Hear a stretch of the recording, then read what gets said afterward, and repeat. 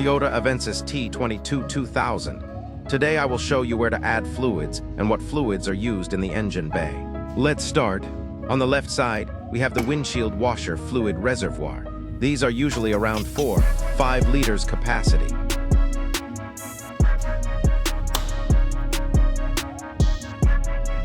Next, we go to the power steering fluid reservoir. The correct fluid should always be checked in the manufacturer data, but for this model, it is usually ATF fluid. Like Dexron, there are also min and max marks, so you can check the correct level.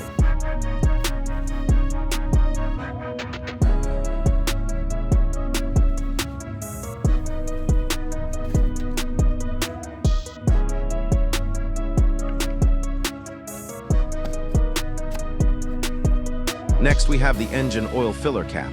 What oil to use depends on what was used previously, or you can check the manufacturer specifications in a database.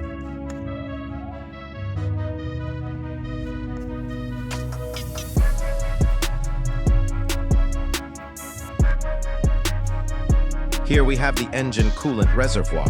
For this model, it is usually red or pink coolant, Toyota Long Life coolant.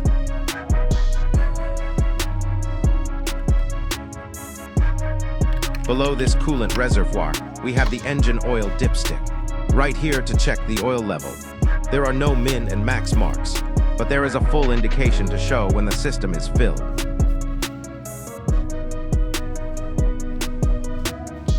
Next, we have the brake fluid reservoir.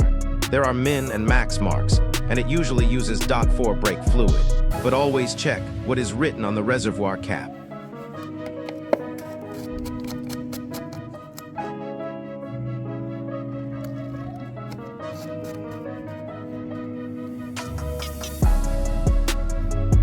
And finally, we have the clutch fluid reservoir.